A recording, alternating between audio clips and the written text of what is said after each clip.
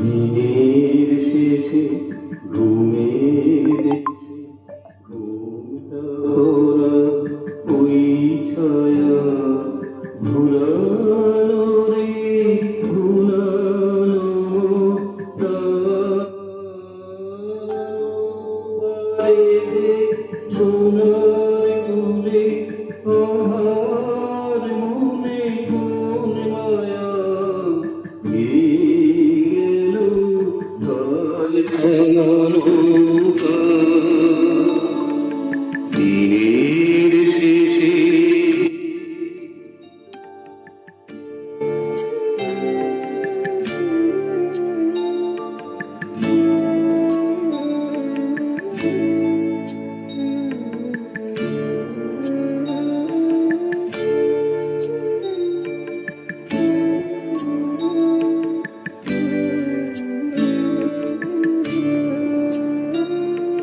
নামিয়ে মুখ চুকিয়ে সুর যার মুখে যায় যারা ফেরার পথে ফিরেও নহি চায় তাদের পানে ভাটার টানে যাবুরে আজ ভোর ছাড়া সন্ধ্যা সে দিন যে চলে যায় উড়ে আয় আমায় নিয়ে যাবি কেড়ে দিন শেষে শেষ খেয়ায় উড়ে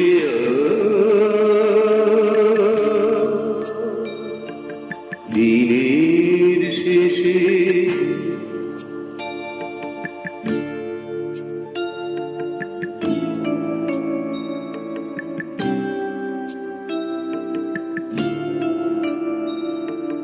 ঘরে যারা যাবা তারা কখন গেছে ঘর পানে পারে যারা যাবার গেছে পারে ঘরেও নহে ঘরেও নহে যে জন আছে মাঝখানে সন্ধ্যা বেলায় কে ডেকে নেয় কারে ফুলের বাহার নেই যাহার ফসল যাহার করল না অশ্রু যাহার ফেলতে হাসি দিনের আলো যার পুরালো সাঁঝের আলো জ্বলল না সেই বসেছে ঘাটে কিনারায় উড়ে আয় আমায় নিয়ে যাবি কেড়ে দিন শেষে শেষ খেয়ায় উড়ে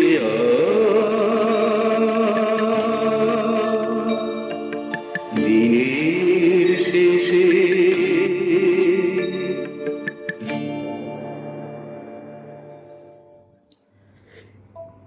শুভ সন্ধ্যা বন্ধুরা, শুনছেন রেডিও জংশন নিবেদিত লাইভ পত্রালি অনুষ্ঠান। আজ 227তম পর্ব। এতক্ষণ গান শুনছিলেন বিশ্বনাথ বন্ধুর কণ্ঠে। আজকে নতুন বিষয় ছেড়ে দে মা কেঁদে বাঁচি, এই বিষয়ে চিঠি পড়ব। আমি চঞ্চল, আমার সাথে রত্না আর এশা। চিঠিপত্র সম্পাদনা করেছেন সৌমেন্দ্রনাথ জানা।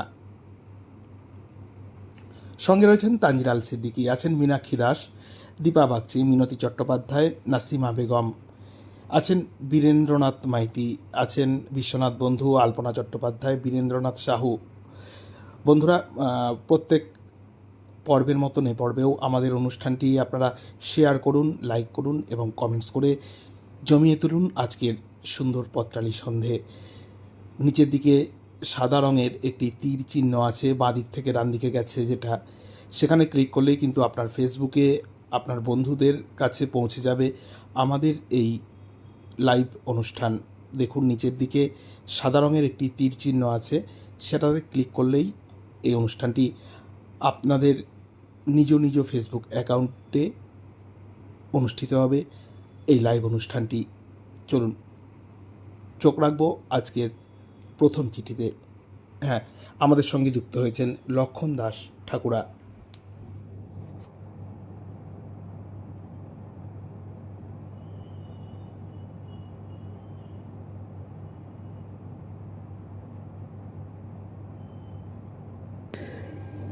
প্রথম চিঠি পাঠিয়েছেন নাসিমা বেগম বুলু, পান্ডুয়া, হুগলি, জয়পুর রোড, সূচক 712149 থেকে।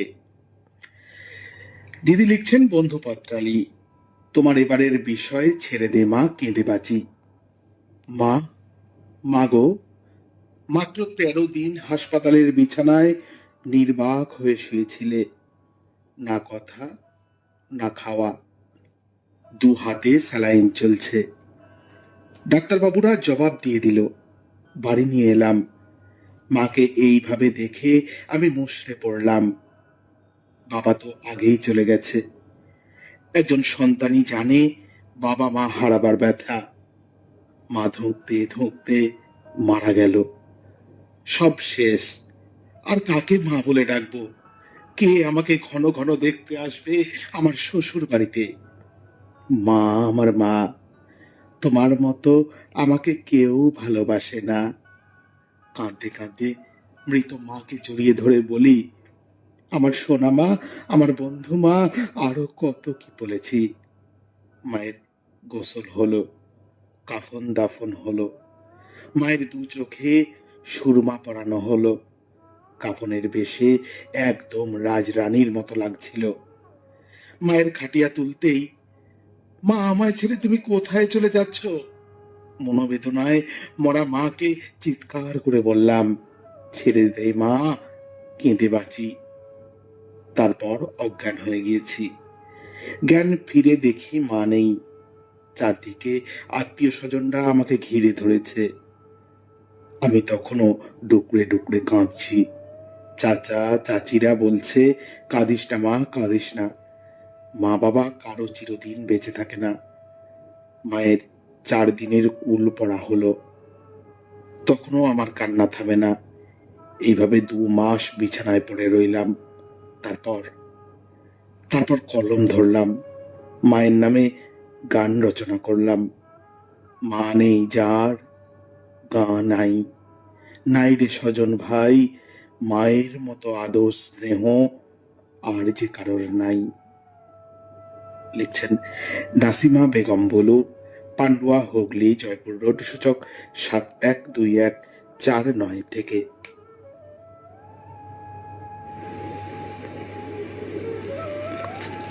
এবারে চিঠিটি পাঠিয়েছেন তানজিলাল সিদ্দিকী, ভাবনা ভবন, রামপুরহাট, বীরভূম থেকে। প্রিয় পত্রালি, তোমার এবারের বিষয় তো দারুণ এক অনুভূতিপ্রবণ। চলো আমাদের পালার কেলটুদা এপাড়া ওপাড়া ঘুরে ফিরে এসে আমাকে যা শোনায় তারই 2-1টা তোমার শ্রোতা বন্ধুদের জন্য দিলাম। এখন এই ঘোর কলির মেয়েরা আর মেয়ে নাই গো। একটা গবেষণা তথ্য বলছে মেয়েরা মনে মনে এতটাই শক্তিশালী হচ্ছে যে তাদের গঠন মেয়েলি থাকলেও আভ্যন্তরীণ সবকিছুই পুরুষের সঙ্গে টেক্কা দেওয়ার জন্য সমানুপাতিক। আর এটাই ঘোর কলির মেয়েরা চাইছে বলেই হচ্ছে। তারা স্বনির্ভর হতে চাওয়াতেই এই কাণ্ড। এ যেন প্রকৃতির বিরুদ্ধে লড়াই। আর জানোই তো, প্রকৃতি আপন খেয়ালে চলে। সে কিন্তু অত্যাচারের বদলা নেয়। আর তাতেই যত কাল হচ্ছে এখনকার সমাজ ব্যবস্থার। দেখতে পাচ্ছ না বর্তমান সমাজে কত বিবাহ বিচ্ছেদের ঘটনা ঘটছে? সব ফল কিন্তু নারীর ভেতরটা পুরুষ হওয়ার লোভে। আর আমরা তো জানি, লোভে পাপ, পাপে মৃত্যু। ওপাড়ার বিদ্যাপতি ঘটা করে ছেলের বিয়ে দিল অতি উচ্চ শিক্ষিতা মেয়ের সঙ্গে। 6 মাস গড়াতে না গড়াতেই, হ্যালো, আমি সুমি, তুমি কি একা আছো? হ্যাঁ, আর তুমি? আশেপাশে কেউ নেই তো? ভিডিও কলে একবার এসো না, তোমাকে দেখি। এই, কার সঙ্গে লুকিয়ে ফোনে কথা বলছো তুমি? পরপুরুষের সামনে উলঙ্গপনা?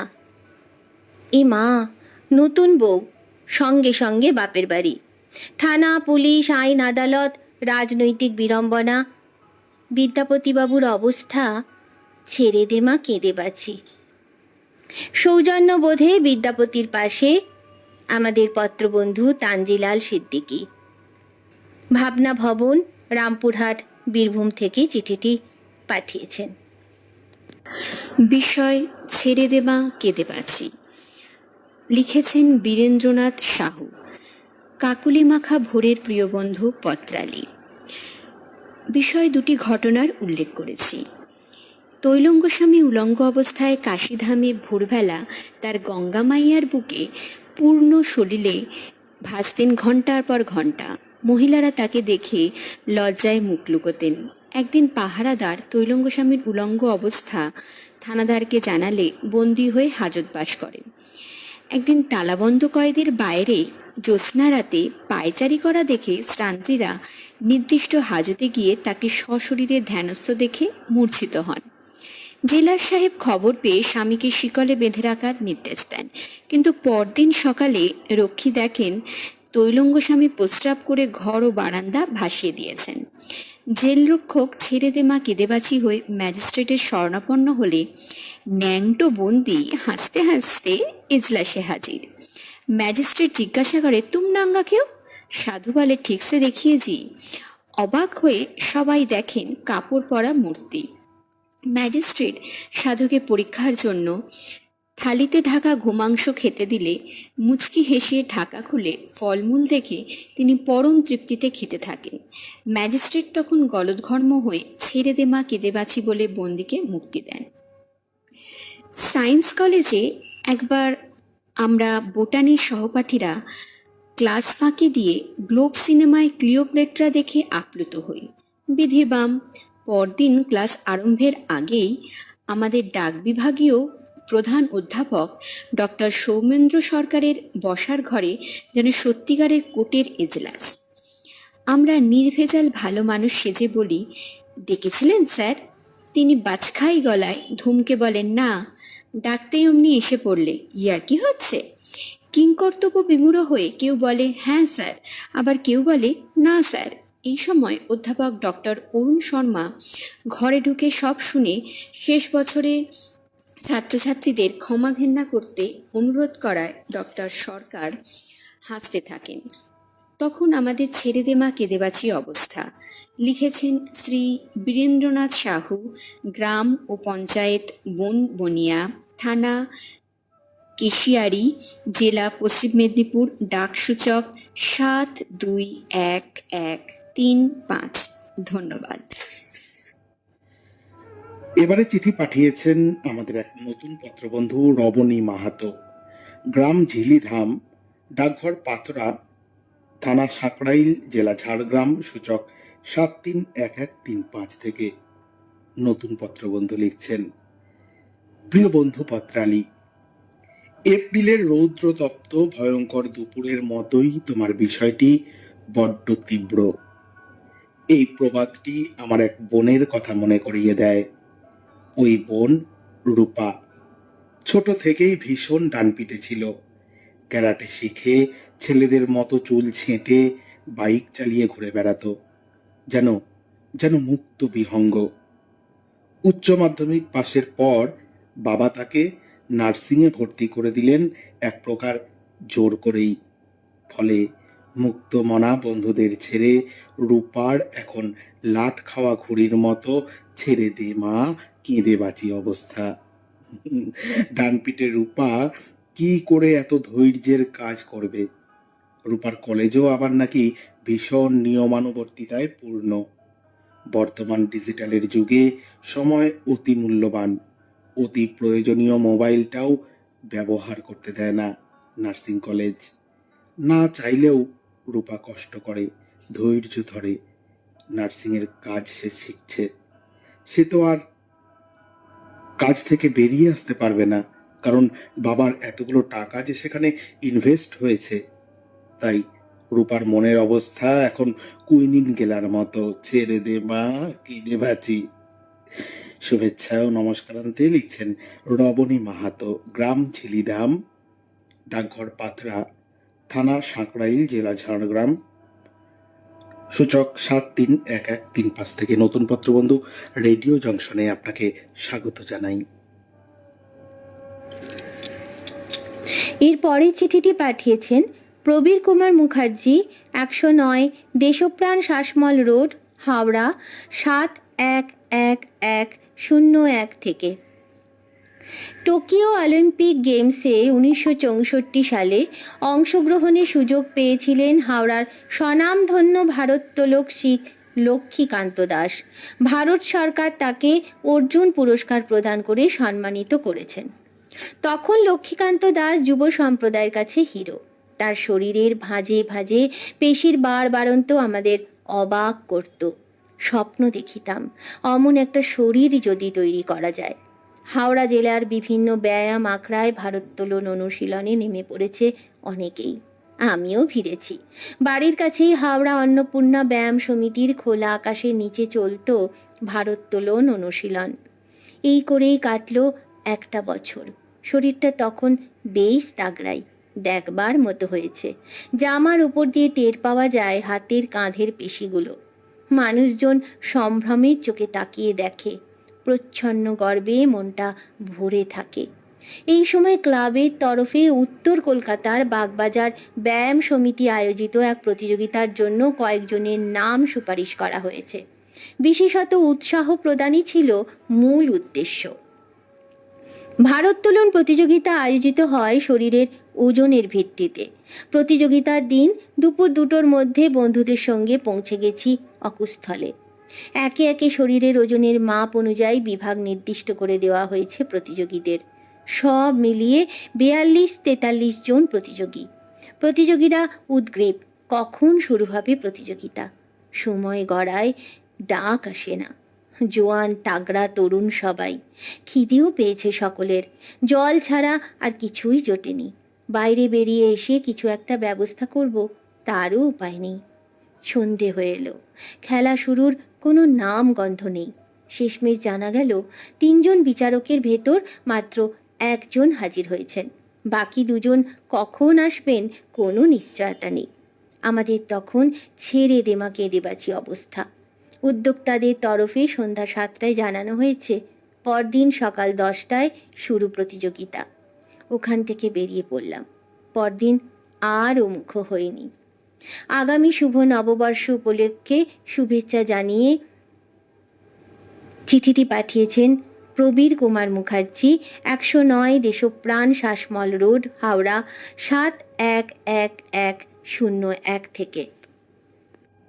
প্রিয় মৌভরা পত্রালি, লিখেছেন শিবনাথ মণ্ডল। তোমার বিষয়ে লিখতে একটা ঘটনা মনে পড়ে গেল।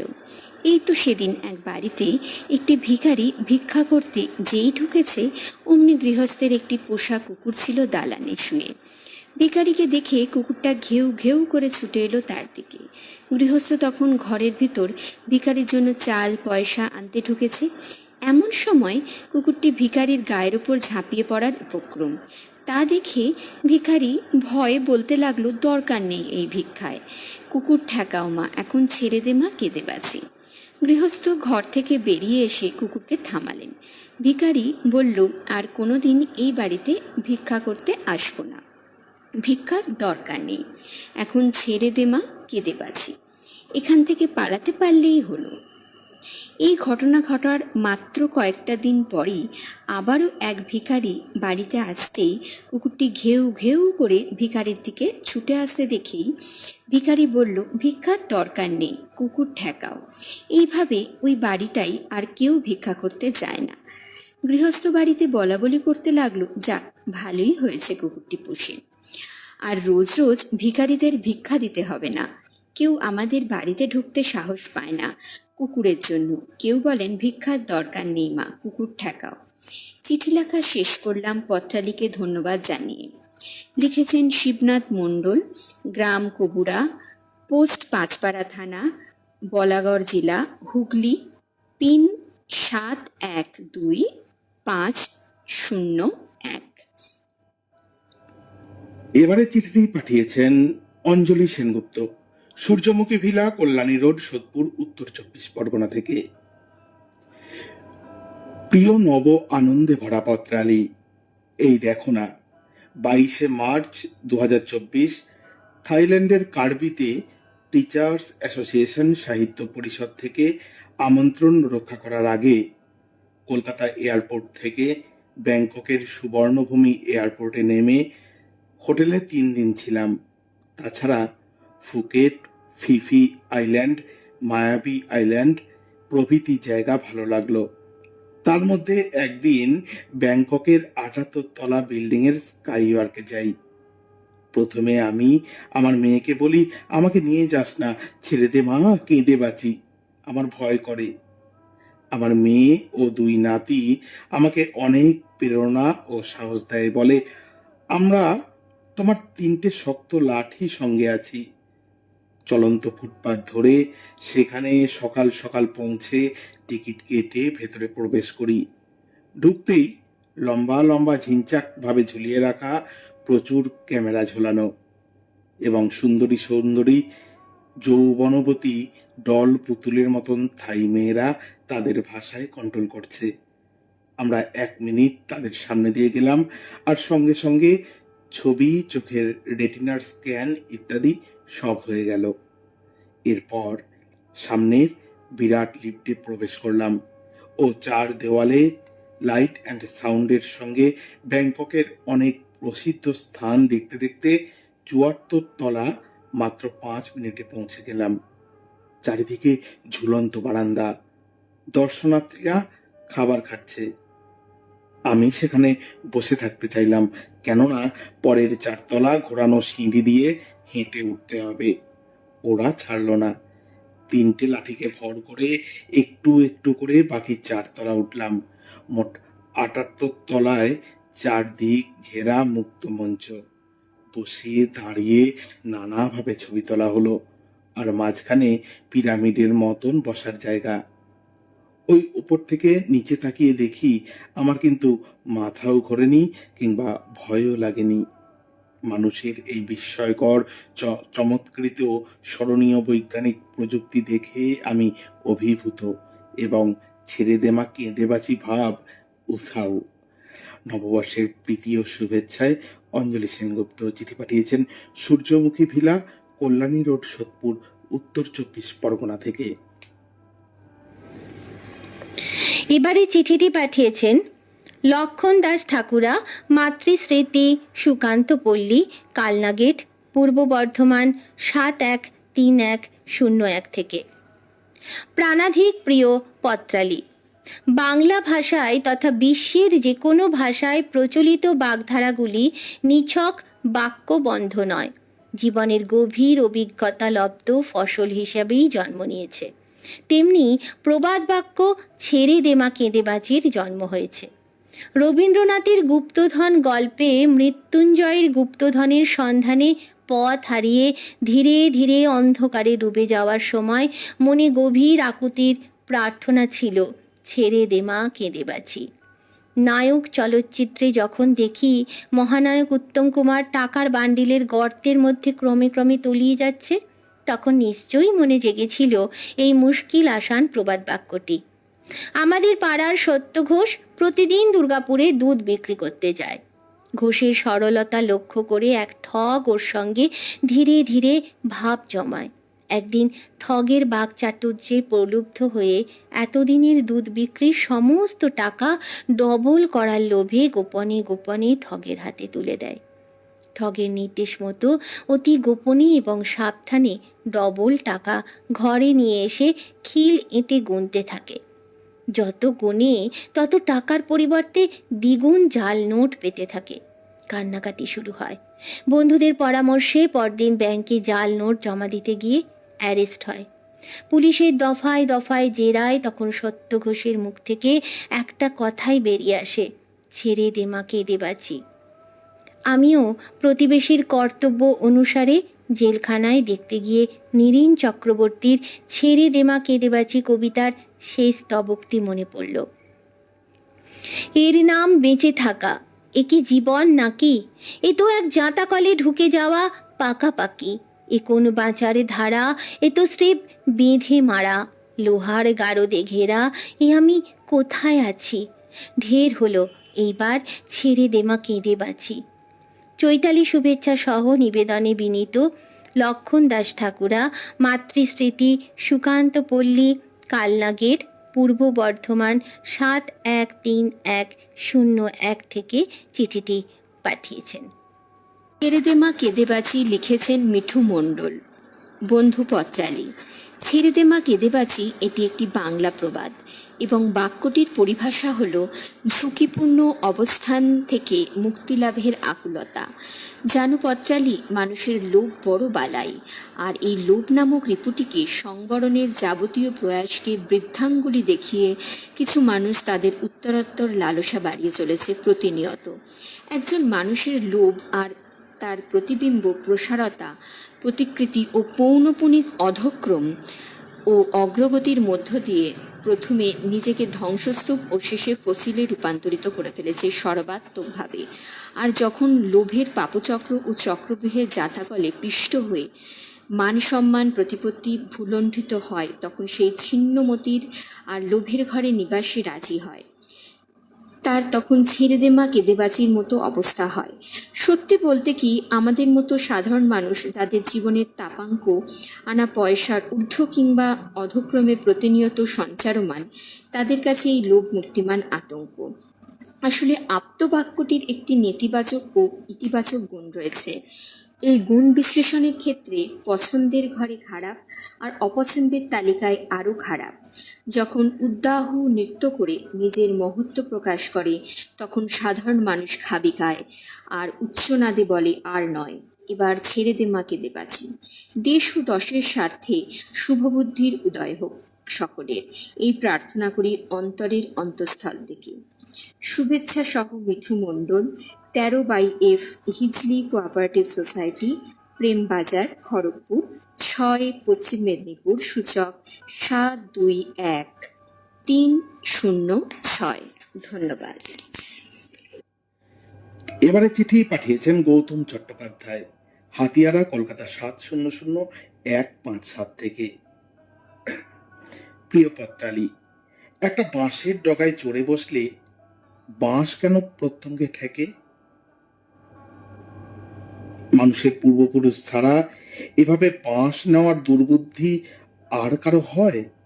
বলছি অঙ্ক বইয়ের সেই বাঁদরটার কথা, যার বাঁশে চড়ার ইচ্ছা দেখে নাগমশাই আবার সেই বাঁশে তেল মাখিয়ে দিয়েছিলেন।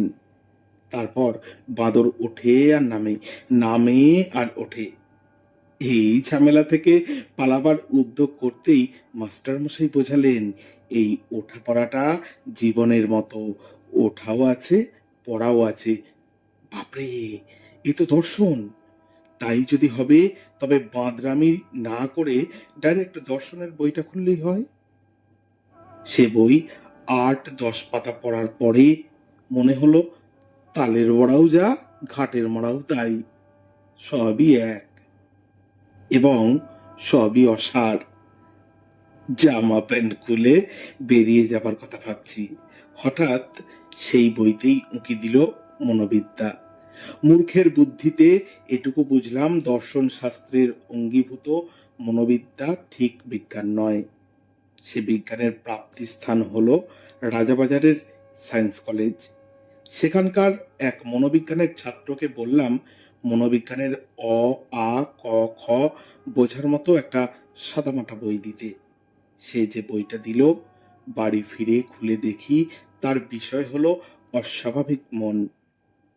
পাতার পর পাতা পড়ি আর দেখি সব লক্ষণ আমার সঙ্গে মিলে যাচ্ছে। আহ্লাদে আটখানা হয়ে মা সরস্বতীকে বললাম, ছেড়ে দে মা, কেঁদে বাঁচি, শিক্ষা কি সবার ধাতে সয়? সবাইকে নববর্ষের শুভেচ্ছা জানিয়ে চিঠিটি পাঠিয়েছেন গৌতম চট্টোপাধ্যায়, হাতিয়ারা, কলকাতা 700157 থেকে। এবারে চিঠিটি পাঠিয়েছেন বীরেন্দ্রনাথ মাইতি, বুলবুল চটি, খড়গপুর পশ্চিম মেদিনীপুর থেকে।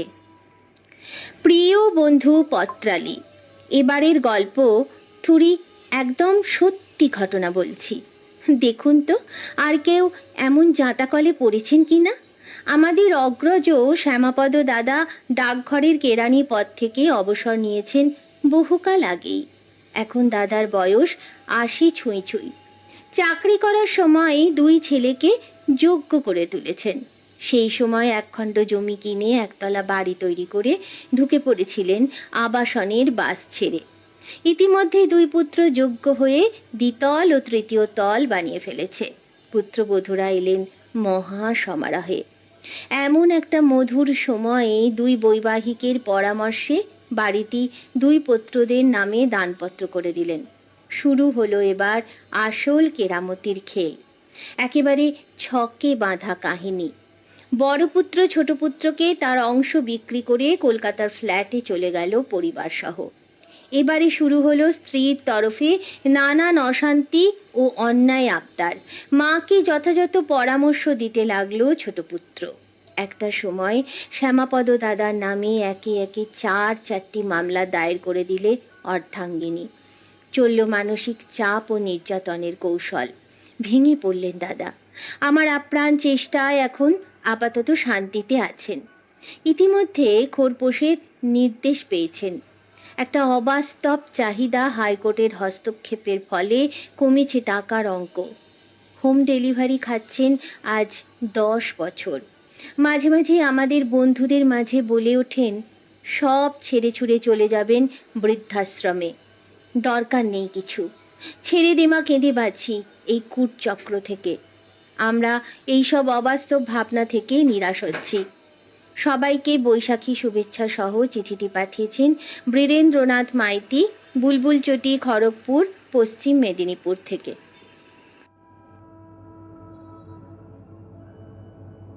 পত্রশ্রী পত্রালি লিখেছেন আশিস চক্রবর্তী। চরম অস্বস্তিকর অবস্থা থেকে মুক্তি পাওয়ার বাসনায় কেউ বলে ওঠে, ছেড়ে দে মা কেঁদে বাঁচি। ধরো মাছ জলে থাকে, জলে তার কি শক্তি, জলে মানানসই। হঠাৎ করে শখ হলো ডাঙায় ওঠার, উঠে তো বেচারা ছটফট করতে থাকে। চরম অস্বস্তিকর অবস্থা বর্ণনা করতে ইংরেজিতে প্রবচন হলো আ ফিশ আউট অফ আউটার। যাক সে কথা, জীবন হলো অভিজ্ঞতা সঞ্চয়ের ক্ষেত্র। মানু বা না মানু, এই প্রবচন আত্মসমর্পণের নামান্তর। তবে পরিস্থিতি প্রতিকূল হলে উপায় নেই। তোমায় এক গল্প বলছি, শোনো। 2 বন্ধু, সুকান্ত, সৌরভ, কলেজের 3য় বর্ষের ছাত্র। হরিহর আত্মা, একই মেসে থাকে। সুকান্ত একটু অন্তর্মুখী আর সৌরভ মিশুকে। প্রয়োজনে অপ্রয়োজনে প্রতিদিনই অজানা জনের সঙ্গে আলাপ করে। কি অপূর্ব নেশা! কলেজের বন্ধু বান্ধব ছাড়াও আশেপাশের লোকজনের সঙ্গে আলাপ ক্ষেত্রের পরিসর ক্রমশ ঊর্ধ্বমুখী। সুকান্তকে মাঝে মাঝে বলে, তুই কেমন ছেলে রে, আলাপ করতে পারিস না, প্রেম করবে কেমনে? নিয়ম করে প্রতিদিন অন্তত দুজনের সঙ্গে মিতালিপনা করিস, বুঝলি? নিশ্চুপ থাকে সুকান্ত। সেদিন 2 বন্ধু একসঙ্গে হাওড়া যাচ্ছিল লোকাল ট্রেনে। পাশাপাশি বসেছিল 2 বন্ধু। মুখোমুখি বসেছিল এক সুন্দরী অবিবাহিতা রমণী। চোখে রঙিন চশমা, পরনে সালোয়ার কামিজ, বেশ স্মার্ট লাগছিল। স্বভাবসিদ্ধ ভঙ্গিতে হঠাৎ সৌরভ আলাপ করার তাগিদে রমণীকে প্রশ্ন করল, কোথায় যাবেন? সঙ্গে সঙ্গে উত্তর, আপনার কি প্রয়োজন? ভদ্রমহিলার সঙ্গে বসেছিল এক যুবক। বিদ্রুপ করতে লাগলো। সৌরভ হাঁদার মতন বসেছিল। সুকান্তের একটি বাক্য ওর কোনো কুমতলব ছিল না, শুধুমাত্র আলাপ করার আছিলাই এই প্রশ্ন। এবার যেন হাতাহাতির উপক্রম। 2 বন্ধুর তখন ছেড়ে দে মা কেঁদে বাঁচি অবস্থা। ভাগ্যিস ওরা পরে স্টেশনে নেমে গেল। গোবেচারা সৌরভ একেবারে মুষড়ে পড়েছিল। শুভেচ্ছা আনতে আশিস চক্রবর্তী, শ্রীকৃষ্ণপুর, ছোট কৃষ্ণপুর, দাঁতুন, পশ্চিম মেদিনীপুর। ধন্যবাদ। এবারে চিঠি পাঠিয়েছেন শ্রীমতী পার্বতী মিত্র, 48 নম্বর গোলাহাট রোড, শ্রীপল্লী, পূর্ব বর্ধমান, সূচক 713103 থেকে। শহীদ পত্রালী, প্রথমেই জানাই হার্দিক ভালোবাসা। তোমার সঙ্গে সুখ দুঃখ ভাগ করে না নিলে স্বস্তি পাই না। জানো বন্ধু, আমার বেয়ানকে নিয়ে খুব চিন্তায় আছি। ওর এখন ছেড়ে দে মা কেঁদে বাঁচি অবস্থা। স্বামীর গচ্ছিত টাকা দিয়ে দোতলায় দুটো ঘর বানিয়ে ভাড়া দেন। বেয়ানের 2 মেয়ে, তাদের বিয়ে দেওয়ার পর এখন তিনি একা, তাই নিঃসঙ্গতা দূর করতে ভাড়া দেওয়া দরকার হয়ে পড়ে। প্রথম দিকে ভাড়াটিয়ার সঙ্গে বেয়ানের ভালোই সদ্ভাব গড়ে ওঠে। বেয়ান অনেকাংশে ওই পরিবারটির উপর নির্ভরশীল হয়ে পড়েন। বিশ্বাস করে ভাড়াটিয়ার দায়িত্বে বাজার করা, ইলেকট্রিক বিল মেটানো, বাড়ির ট্যাক্স, ব্যাংকের কাজকর্ম সব ছেড়ে দেন। ওদের অভিনয় তিনি বুঝতে পারেননি সর্ষের মধ্যেই ভূত। ভালো মানুষের সুযোগ নিয়ে এক অজ্ঞাত কুলশীল সব আত্মসাৎ করে নেয়। প্রশাসনের দ্বারস্থ হলেও কোনো সুরাহা মেলে না। বেয়ান এখন নিরাপত্তার অভাব বোধ করছেন আর কপাল চাপড়ে বলছেন, কি কুক্ষণেই যে ভাড়া দিতে গেলাম। সত্যি পত্রালী, মানুষ এত বেঈমান হতে পারে? এক অসহায় বৃদ্ধাকে ঠকাতে ওদের একটুও বিবেকে বাঁধল না। বেয়ানকে এখন ছেড়ে দে মা কেঁদে বাঁচি অবস্থায় দেখে সত্যি মনটা খুব খারাপ করে। জানি না মঙ্গলময় ভগবান কবে মুখ তুলে চাইবেন। এক রাস বাসন্তিক শুভেচ্ছা জানিয়ে চিঠি শেষ করেছেন শ্রীমতী পার্বতী মিত্র, 48 নম্বর গোলাহাট রোড, শ্রীপল্লী, পূর্ব বর্ধমান, সূচক 713103 থেকে। দিদি কবিগুরু বলেছেন, মানুষের উপর বিশ্বাস হারানো পাপ, কিন্তু আমাদেরকে আরো সতর্ক থাকতে হবে। বিশেষ করে যারা একা থাকেন তাদেরকে আরো সতর্ক থাকতে হবে। তাদের গচ্ছিত অর্থ কারোর মাধ্যমে লেনদেন করার আগে তাকে ভালোভাবে যাচাই করতে হবে।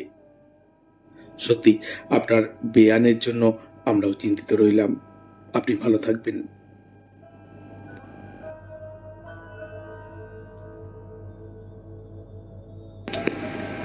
এবারে চিঠিটি পাঠিয়েছেন অনিতা চৌধুরী, অমূল্য কানন, শ্রীরামপুর, হুগলি, সূচক 712203 থেকে। প্রিয় পত্রালী, বৌমা, আমি ঠাকুর ঘরে যাচ্ছি। চা বানিয়ে ফ্লাক্সে রেখে দিও। দুটো উনুনে ভাত ডাল বসিয়ে রান্নার জোগাড়টা করে নিও। খোকার অফিস আছে, তুমি তো আবার চটক নাও। ঠাকুর ঘর থেকে বেরিয়ে শাশুড়ি মা বলেন, জলখাবার হয়েছে? তুমিও এসো, শ্বশুরমশাই খেতে আজ দেরি হলো। আর হ্যাঁ, রাতে রান্না কিছু করে রেখো, বনানীরা বিকেলে আসবে বলেছে। রান্না বান্না রান্নাঘর পরিষ্কার করে 2টোর কাছাকাছি বেরোয় রান্নাঘর থেকে শ্যামলী। সকলকে খাইয়ে খেয়ে বিছানায় শরীরটা এলিয়ে দিতে দরজায় বেল। অতিথিরা এসে গেছে। অতিথিদের আপ্যায়ন, রাতের খাওয়ার পর্ব মিটতে স্বামী নিলয়ের কাছে পারমিশন নিয়ে ছাদে ওঠে। ফুরফুরে দক্ষিণা হাওয়া, জোছনায় ভেজা চরাচরে খয়া চাঁদ তার রাত চুপাটে আসীন। জোরে জোরে শ্বাস নিয়ে রেলিং ধরে দাঁড়ায় শ্যামলী। আহা, কি শান্তি! মনোমিতা চাঁদকে উদ্দেশ্য করে বলে, গরিব ঘরে জন্মানো একটা অপরাধ, তার উপর শ্যামলা বরণ। ভালো চাকুরে ছেলে, দাবি দেওয়া নেই। সম্বন্ধটা লুফে নিয়েছিল বাবা, ভেবেছিল এমন সম্বন্ধে মেয়ে আমার খাসা সুখে থাকবে। কিন্তু এ কোন সুখ, যেখানে উদয় অস্ত কেবল সেবা দিয়ে যাওয়া শ্বশুরবাড়ির সকলকে। হাঁপ ছাড়ার ফুরসত নেই, নিজের জন্য সময় নেই। কবিতার খাতারা ককায়, স্বাচ্ছন্দ্যেরই জাঁতাকলে প্রাণ আই ঢাই। সুখের চেয়ে স্বস্তি ভালো, ছেড়ে দে মা কেঁদে বাঁচি। চোখের পাতা ভিজে যাচ্ছে। হঠাৎ কাঁধে নিলয়ের হাত। নমস্কার জানিয়ে চিঠিটি পাঠিয়েছেন অনিতা চৌধুরী, অমূল্য কানন, শ্রীরামপুর, হুগলি, সূচক 712203 থেকে। নাছরবান্দা পত্রালী লিখেছেন তাপস সাহা। এই বিষয়টির প্রসঙ্গে একটি ঘটনার কথা খুব মনে পড়ছে, যা আজও আমাকে নাড়া দেয়। ঘটনাটি ঘটেছিল আমার সেই ছেলেবেলার নানান খেলায় ভরা একটি দিনে। অনেক রকম খেলার মধ্যে আমার সবচেয়ে প্রিয় খেলাটি ছিল ঘুড়ি ওড়ানো, যা এখনও এই ষাটোর্ধ্ব প্রবীণ বয়সেও সমানভাবে প্রযোজ্য। আমার দেশের বাড়ি ছিল হাওড়ার আমতায়। আমার বাড়ির ঠিক পাশেই ছিল আমতা থানা, ও থানা সংলগ্ন ছোট্ট মাঠটি ছিল আমাদের যাবতীয় খেলার প্রাণকেন্দ্র। এক দিদির সৌজন্যে আমি সবে পেয়েছি নতুন লাটাই, যা গুলি সুতোয় ভরা। তখন 10 পয়সার গুলি সুতো দিয়েই আমরা ছোটরা ঘুড়ি ওড়াতাম। একদিন সব বাল্যবন্ধুরা মিলে থানার মাঠে ঘুড়ি ওড়াচ্ছি আর মজা করে একে অপরের ঘুড়ি কাটাকাটি করছি, এমনভাবে যেন কাটা ঘুড়ি মাঠের বাইরে না চলে যায়। যথারীতি আমার ঘুড়ি কেটে একটু দূরে পড়েছে। সুতো ভর্তি লাটাই ফেলে যেই কাটা ঘুড়িটা তুলে আনতে গেছি, পিছন ঘুরে দেখি আমার প্রাণাধিক সেই লাটাইটা নেই। এক বন্ধুর ইশারায় দেখি অচেনা একটি ছেলে আমার লাটাই নিয়ে ছুটে পালিয়ে যাচ্ছে। আর যায় কোথায়? আমিও সেই বিড়ালের পশ্চাতে কুকুরের মতো তাকে ধরতে দৌড় লাগালাম। এদিকে কিভাবে মা জেনে গেছে যে আমি মাঠে নেই, কার পিছনে ছুট লাগিয়েছি, ব্যাস সেই নজরুল ইসলামের লিচু চোর কবিতাটির মতো মাও পলায়নরত আমার পেছনে সেই কুকুরের মতোই আমাকে ধরতে ছোটা শুরু করলো। তখন কুকুর বিড়াল ইঁদুরের মতো লাটাই চোরের পেছনে, আমিও আমার পেছনে মা ঊর্ধ্বশ্বাসে দৌড়াচ্ছে যে কে কাকে ধরবে। একসময় বাবা জীবন পালিয়েও পার পেল না। কিছু দূর গিয়েই বমাল ধরা পড়লেই মনে পড়ে গেল মারের ভয়ে তার সেই কাঁচু কাঁচু মুখের চেহারা। তখন তার অবস্থা হয়েছিল ঠিক যেন সেই ছেড়ে দে মা কেঁদে বাঁচির মতো। Tapas Saha, 2580/F GT road, Sheoraphuli, Hooghly. ধন্যবাদ।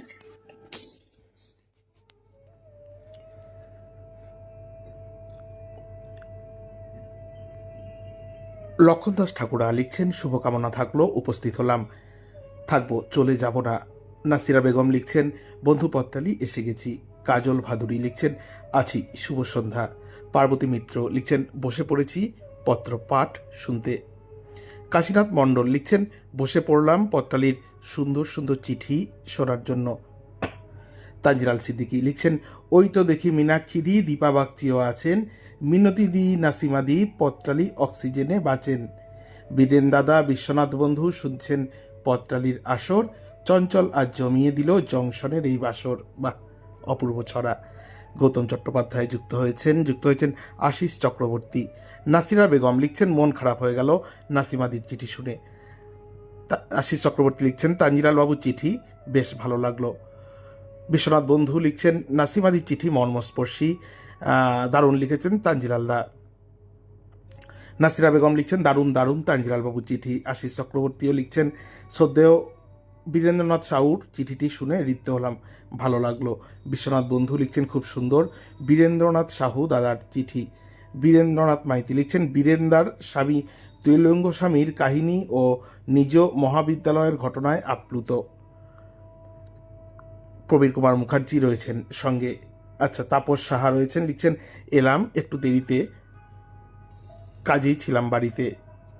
বিশ্বনাথ বন্ধু লিখছেন, সুন্দর চিঠিগুলো অসাধারণ পাঠে প্রাণবন্ত। বীরেন্দ্রনাথ সাহু লিখছেন, রবণী মাহাতোর চিঠি শুনে আপ্লুত হলাম, শুভেচ্ছা রইল। বীরেন্দ্রনাথ মাইতি লিখছেন, অঞ্জলি দিদিভাইয়ের চোখে ব্যাংককের চিত্রে চিত্রিত হলাম। বাহ। তানজিলাল সিদ্দিকী লিখছেন, খুব ভালো লিখেছেন লক্ষণ দাস ঠাকুরা মাস্টারমশাই। সজল কর্মকার লিখছেন, বিষয়টা বেশ দার্শনিক ভাবনার, এই ভাবনায় ভাবিত হয়েই লিখব, আজ শুনছি। বীরেন্দ্রনাথ মাইতি লিখছেন, বাহ, লক্ষণদার দারুণ চিঠি, ভালো লাগলো, শুভেচ্ছা রইল। স্বপন কুমার কুণ্ডু রয়েছেন আমাদের সঙ্গে। বীরেন্দ্রনাথ মাইতি লিখছেন, মিঠু খুব সুন্দর লিখেছ ভাই, গৌতমদার চিঠিও অসাধারণ। বীরেন্দ্রনাথ মাইতি লিখছেন, লক্ষণ দাস ঠাকুরা ও মিঠু মণ্ডল দিদিভাইয়ের চিঠি শুনে মন ভরে গেল, অনন্ত শুভেচ্ছা রইল। নাসিমা বেগম দিদি লিখছেন, অনিতা চৌধুরীর চিঠি অসাধারণ। বন্ধুরা শুনছেন রেডিও জংশন নিবেদিত লাইভে পত্রালির আজ 227তম পর্ব। বিষয়, ছেড়ে দে মা কেঁদে বাঁচি। চিঠি পড়ছি আমি চঞ্চল, আমার সাথে রত্না ও এশা। চিঠিপত্র সম্পাদনায় সৌমেন্দ্রনাথ জানা। চলুন আবার চোখ রাখি আপনাদের পাঠানো চিঠির পাতায়।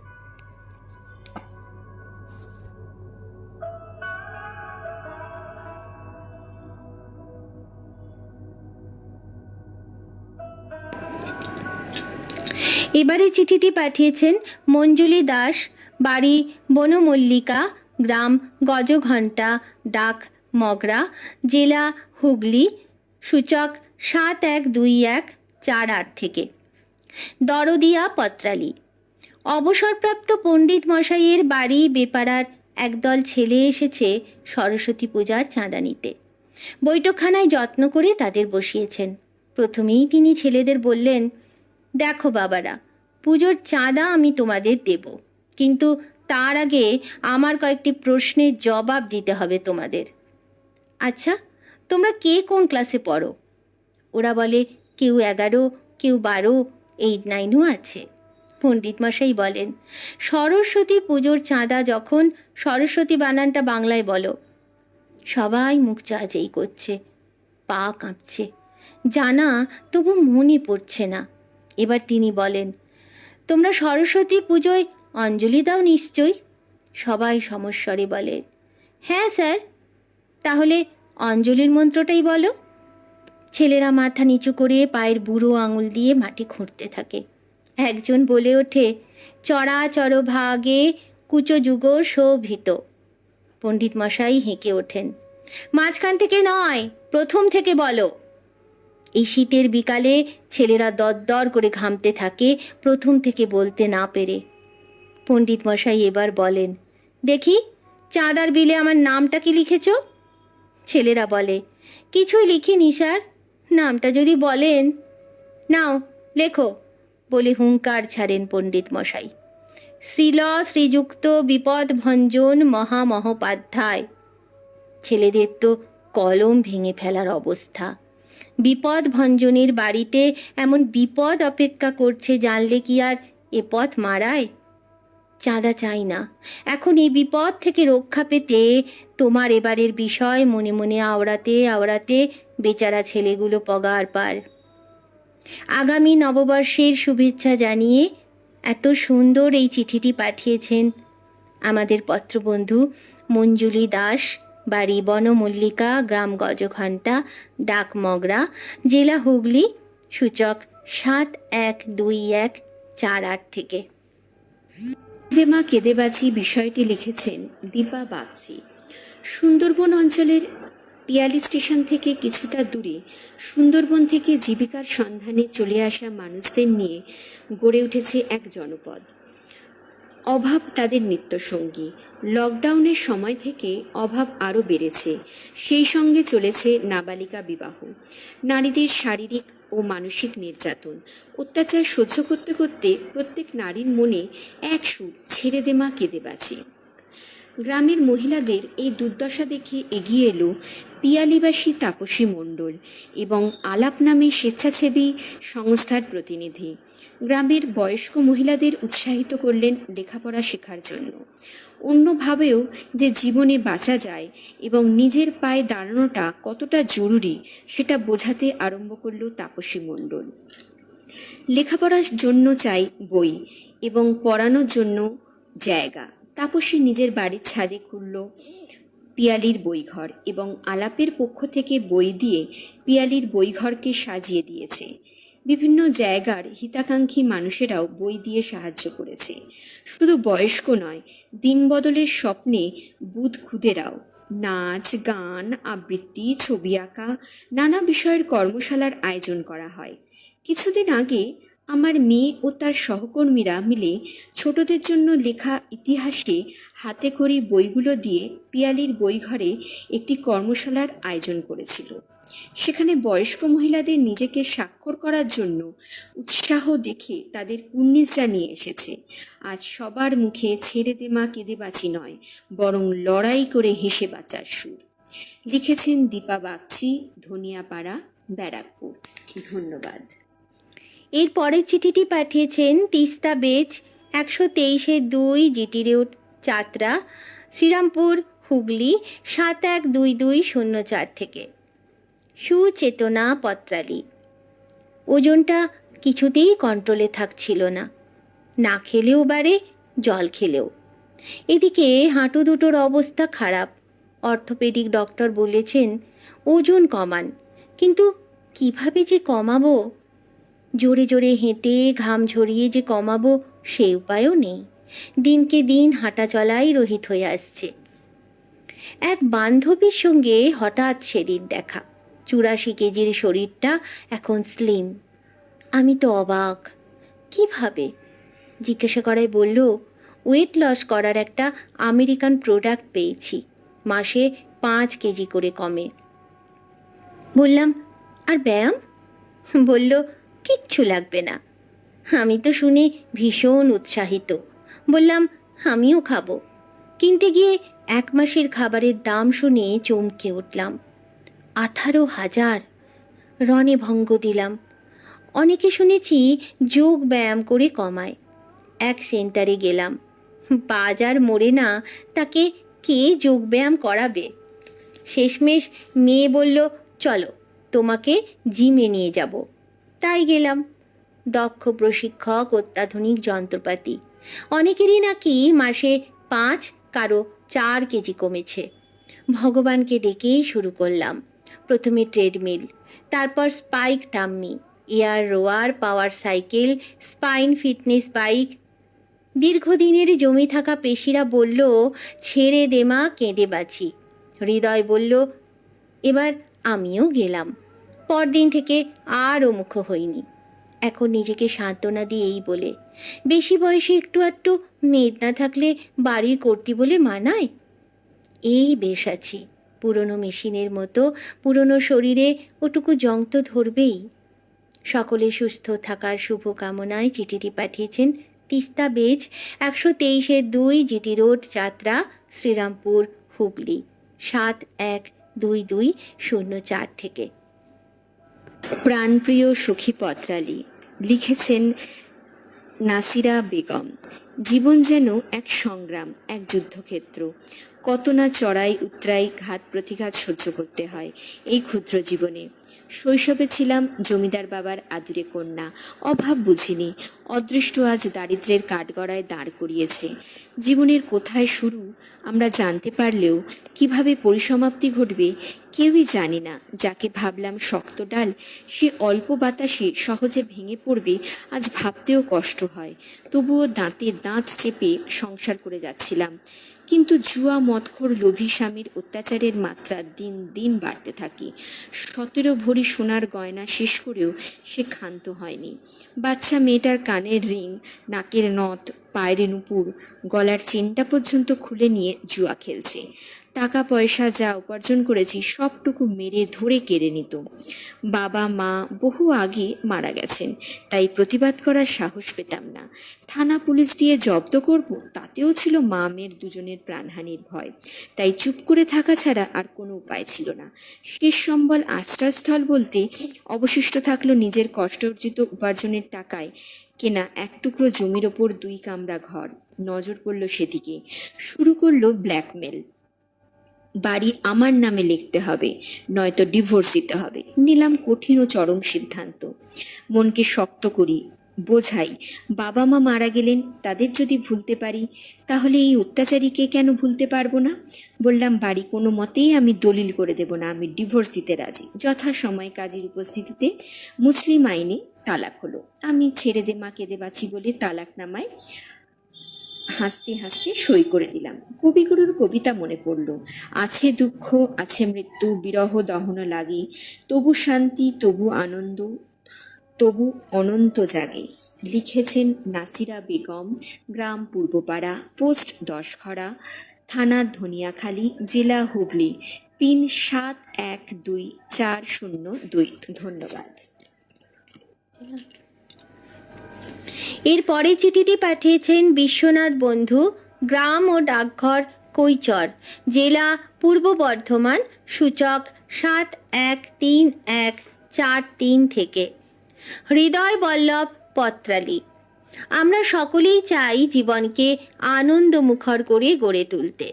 একান্নবর্তী পরিবার দেখেছি, যখন বিবাদ বিসংবাদ ভুলে সকলে মিলেমিশে থেকেছে, সংসার সুখ স্বর্গে পরিণত হয়েছে। পরিবারের কাণ্ডারি সদস্যদের সামান্য বিষয়ের ঝগড়াঝাটি মিটিয়ে নিতে সমর্থ হয়েছে। কিন্তু যখন অশান্তি চরমে পৌঁছয়, কর্তা তখন বেসামাল হন। পারিবারিক বুনট আলগা হয়ে যায়। মন ভেঙে গেলে জোরে কার সাধ্য? তখন ভাই ভাই মানসিকতা ছেড়ে দে মা, কেঁদে বাঁচি। তিল তিল করে গড়ে তোলা বড় পরিবার অনুপরিবারে পরিণত হয়। পূর্ণ স্বাধীনতা পেয়ে বিচ্ছিন্ন হয়ে তারা সুখের সন্ধানে মাতে, পালা করে বাপ মায়ের দায়িত্ব নেয়। কখনো আবার সন্তানের চোখের বালি হয়ে যায় বৃদ্ধ বৃদ্ধা বাবা মা। অর্বাচীনদের সঙ্গে যুক্তিতে অপারগ হন তারা। মনোমালিন্য বাড়ে, গৃহশান্তি বিঘ্নিত হয়। তখন বাপ মাকে বৃদ্ধাশ্রমে পাঠিয়ে সন্তান দায়িত্ব পালন করে। আবার কখনো তারা বাড়ি ছেড়ে অন্যত্র বাস করে। সংস্রব ছিন্ন করে বাপ মায়ের খোঁজ খবর না নিয়ে ভাবে ঝুট ঝামেলা এড়ানো গেছে। উভয় পক্ষের তখন ছেড়ে দে মা, কেঁদে বেঁচে অবস্থা। অশীতিপর অসহায় অবস্থায় জীবনের প্রতি বৃতৃষ্ণা আসে। পরপারের জন্য দিন গোনেন। তারা শাস্ত্র নেত্রে গেয়ে ওঠেন, হরিদিন তো গেল, সন্ধ্যা হলো, পার করো আমারে। বন্ধু পত্রালি, আজ সমাজের রন্ধ্রে রন্ধ্রে বিশৃঙ্খলা আর সমস্যার জট। মানুষের উদাসীনতায় অনেকের ঘর পড়ে জীবনহানি হয়। দায়িত্বপ্রাপ্তরা সমস্যা সমাধানের পথ না খুঁজে পালিয়ে হাঁপ ছেড়ে বাঁচে। বলে বাঁচা গেছে, ছেড়ে দে মা, কেঁদে বাঁচি। তবে একটা কথা আছে, দস্যুর 10 দিন। বিপ্লব যেমন একদিনে হয় না, তেমনি পাপ সীমা ছাড়ালে একদিন পাপীর তর্জন গর্জন বন্ধ হয়।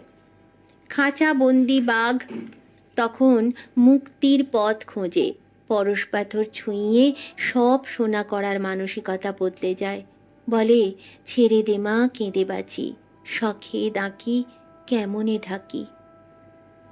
চিঠিটি পাঠিয়েছেন বিশ্বনাথ বন্ধু, গ্রাম ও ডাকঘর কৈচর, জেলা পূর্ব বর্ধমান, সূচক 713143 থেকে।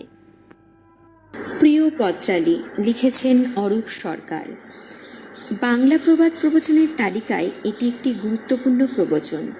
আমাদের জীবনে কখনো কখনো এমন পরিস্থিতি বা সংকট ঘনিয়ে আসে যখন আমরা সেখান থেকে মুক্তি পাওয়ার উপায় খুঁজি।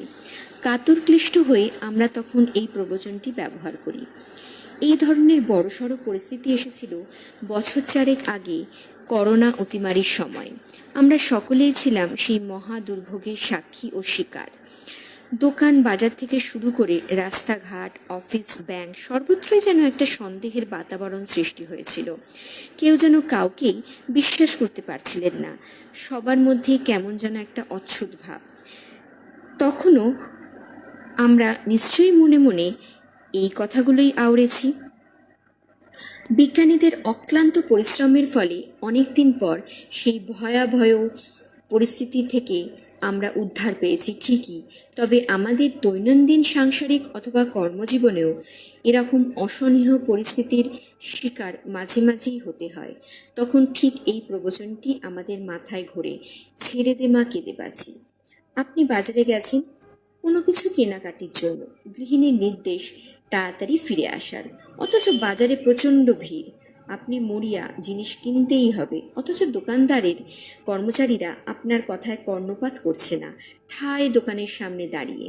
অন্য কোনো কথা নয়, শুধুমাত্র এই প্রবচনটি আপনার মাথায় ঘুরঘুর করবে। শুধু কি আমারই? রাস্তায় ঘুরে বেড়ানো অনেক পশু পাখিও মানুষের দ্বারা সংকটাপন্ন হয়। তখন তারাও হয়তো মনে মনে এই কথাগুলোই বলে। এই তো কিছুদিন আগে ঘটে যাওয়া বসন্ত উৎসবের কথা বলি। অনেকের হয়তো মানবিকতা বিসর্জন দিয়ে নিষেধ অমান্য করে অবলা পশু পাখিদের গায়েও রং দিয়েছেন ওই সময়। পশু পাখিরা যদি মানুষের ভাষা কথা বলতে পারত, তাহলে তারাও নিশ্চয়ই একরাশ বিরক্তি নিয়ে বলতো, ছেড়ে দে মা, কেঁদে বাঁচি। সকল বন্ধুদের আসন্ন নববর্ষের একরাশ শুভেচ্ছা জানিয়ে পত্র শেষ করছি। লিখেছেন অরূপ সরকার, চেলিডাঙ্গা, আসানসোল, পশ্চিম বর্ধমান 713304। ধন্যবাদ। বন্ধুরা শুনছিলেন রেডিও জংশন নিবেদিত লাইভ পত্রালি অনুষ্ঠান। স্বপন কুমার কুণ্ডু লিখছেন, বাহ খুব সুন্দর। তানজিলাল সিদ্দিকী লিখছেন, সদা সর্বদা সজাগ করণে শুনছি, খুব খুব খুব ভালো লাগছে, শুভেচ্ছা রইল সকলের জন্য। বিধানচন্দ্র সান্যাল শুনছেন অনুষ্ঠান। বীরেন্দ্রনাথ মাইতি লিখছেন, ছড়া দাদার ছড়া নেই কেন, ছড়া না হলে জমবে না। তাপস সাহা লিখছেন, সকলের চিঠির মাঝে আমার চিঠিটিও থাকে লাজে, কেমন লাগে সকলের, শুনতে একটু চাই, এ নিয়েই তো ভাই দিনটি গুনে যাই, সকলের চিঠি খুব মন দিয়ে শুনছি, আর বিভিন্ন আঙ্গিকে লেখার মূর্ছনায় আপ্লুত হয়ে যাচ্ছি। নাসিমা বেগম লিখছেন, দীপা বাগজি দিদির চিঠিটি অনবদ্য। বীরেন্দ্রনাথ মাইতি লিখছেন, তাপসবাবুর চিঠি মন ছুঁয়ে গেছে। বীরেন্দ্রনাথ সাহু লিখছেন, তাপসবাবুর চিঠি শুনে মুগ্ধ হলাম, শুভেচ্ছা রইল। বীরেন্দ্রনাথ মাইতি লিখছেন, সুকণ্ঠী বিশ্বনাথবাবুর আজকের জ্বলন্ত সমস্যা উঠে এলো, সেই ভয়ঙ্কর দিনগুলোর স্মৃতি আর একবার মনে করিয়ে দিলেন অরূপবাবু। বীরেন্দ্রনাথ সাহু লিখছেন, তিস্তা দিদিভাইয়ের পায়ের সমস্যা শুনে খুব দুঃখিত, ধীরে ধীরে আরোগ্য হবে বলে মনে হয়, শুভেচ্ছা রইল। গৌতম চট্টোপাধ্যায় লিখছেন, শুভরাত্রি। দীপা বাগচি লিখছেন, শুভরাত্রি। বিশ্বনাথ বন্ধু লিখছেন, আমার চিঠিটি রত্নার অসাধারণ উপস্থাপনায় প্রাণবন্ত হয়েছে, অনেক শুভেচ্ছা। বন্ধুরা, চিঠি পড়ছিলাম আমি চঞ্চল, আমার সাথে ঈশা আর রত্না, চিঠিপত্র সম্পাদনায় সৌমেন্দ্রনাথ জানা। আজ কিন্তু এ পর্যন্তই। আগামীকাল রবিবার ঠিক বিকেল 3টের সময় ঠাকুরদার ঝুলির গল্প পাঠের আসর হবে, এবং বাদবাকি চিঠি নিয়ে আমরা হাজির হব আগামী সপ্তাহে, বছরের একেবারে শেষ দিনের সময়ে। আজকের মতন এ পর্যন্তই। সবাই ভালো থাকবেন, সুন্দর থাকবেন, সুস্থ থাকবেন। রেডিও জংশনের পত্রালিকে বেঁধে বেঁধে রাখবেন। আজকের মতন শুভরাত্রি।